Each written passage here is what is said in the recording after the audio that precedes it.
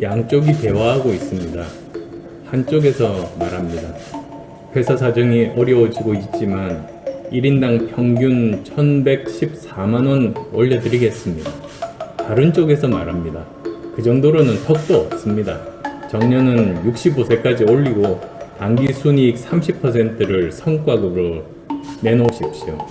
미국에서 차량 제조 조건이 어떻게 변하든 말든 국내 공장 일자리는 무슨 일이 있어도 유지하고 주당 기준 근로시간도 35시간으로 줄여주세요.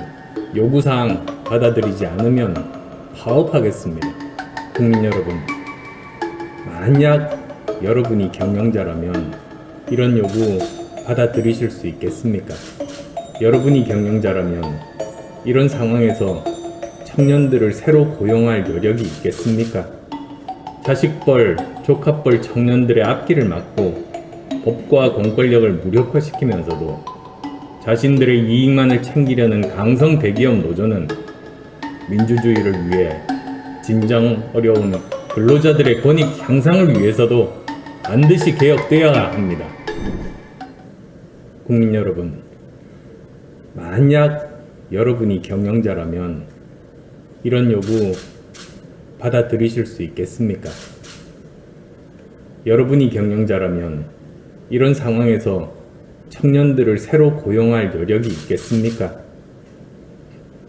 그런데도 2021년 대한민국에서는 이런 일이 버젓하게 일어나고 있습니다. 지금 대한민국의 상황은 어떻습니까? 청년들은 일자리가 없어 체감 실업률이 30%를 넘나들고 많은 근로자들은 50대 초중반이면 회사를 떠나고 있습니다.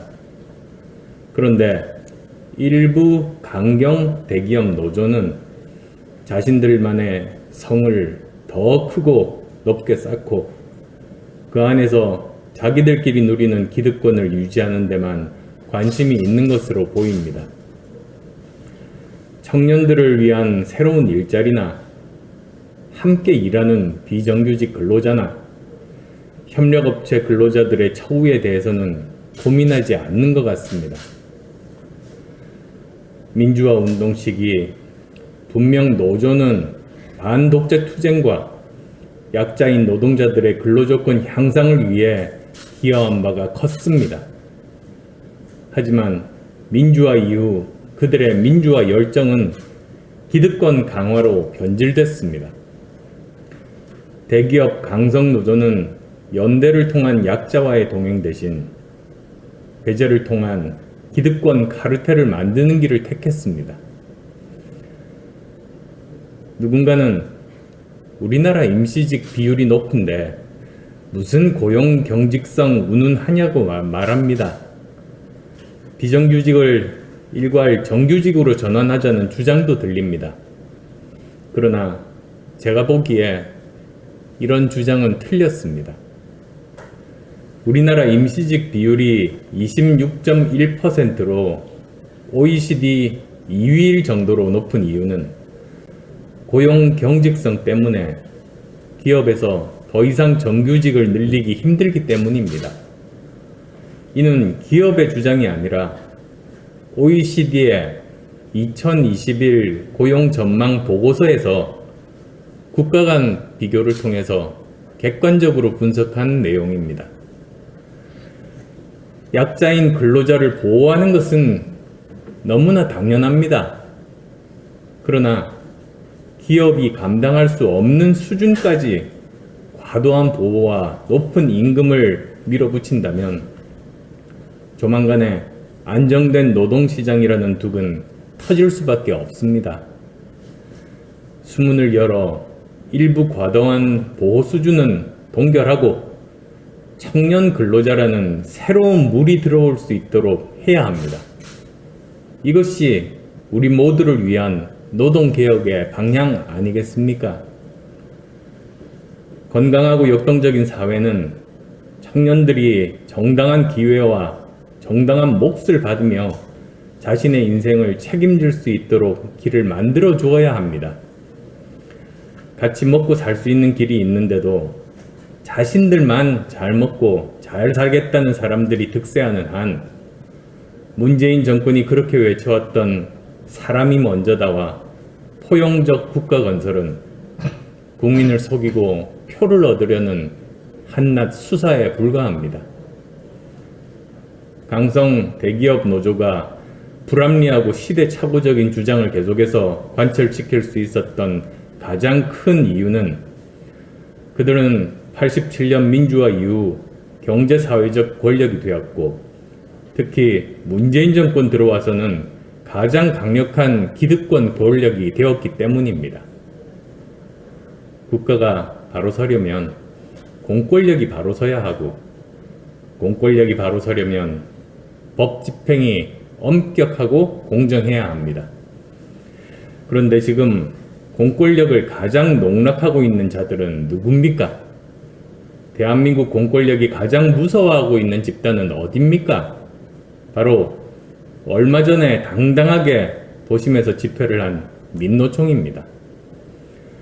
코로나19 창궐 시국에 도심에서 8,000명이 시위를 해도 수사조차 안 하고 도심에서 시위하겠다고 경찰에 3번이나 신고했는데도 경찰은 쉬쉬하며 감쌌습니다.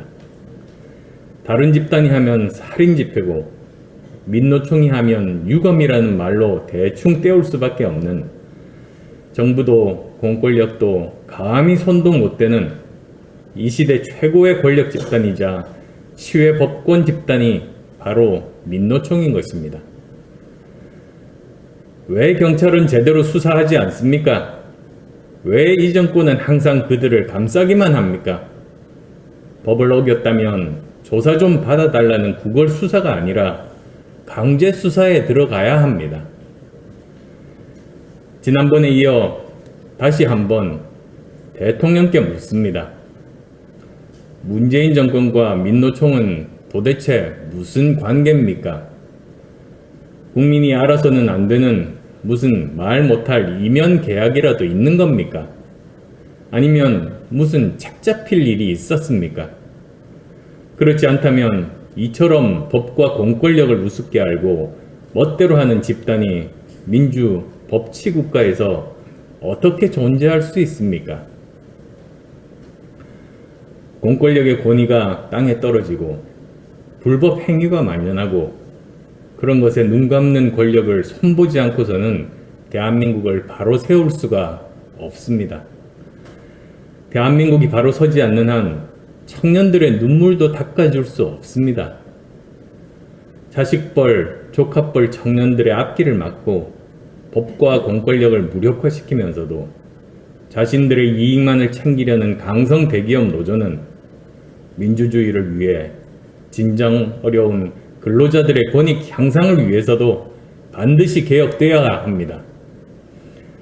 불법에 대해서는 누구도 예외가 있을 수 없고 어떤 반칙과 특권도 용납 안 되는 사회가 건강한 사회입니다. 갑보다 더한 슈퍼을이 되어서 갑을 협박하고 협력업체, 병, 정에 작은 사다리마저 거저차버리는 행위는 더 이상 용인해서는 안 됩니다. 그간 우리는 출발선이 다른 불평등을 바로잡아야 한다는 공감대를 형성해 왔습니다. 그러나 그 이전에 출발선에 서지도 못하는 최악의 불평등 사례는 없는지 찾아보고 이것을 해소하는 것이 우선 아니겠습니까? 일단 출발할 수 있다면 본인의 역량에 따라 얼마든지 역전도 가능하지만 경기장에조차 들어서지 못한 사람에겐 그런 기회도 없기 때문입니다. 단군 이래 최고의 열정과 스펙을 가진 우리 청년들에게 출발선에 서는 기회조차 주어지지 못한다면 그것은 개인적으로 커다란 불행이며 국가적으로도 너무나 큰 손실입니다. 기득권 기성세대들은 청년들의 앞날에 지뢰를 묻고 바리케이트를 치지 말아야 합니다.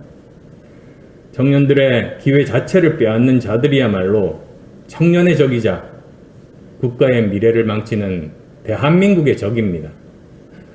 청년들에게 기회를 뺏는 것은 나라의 희망을 뺏는 겁니다.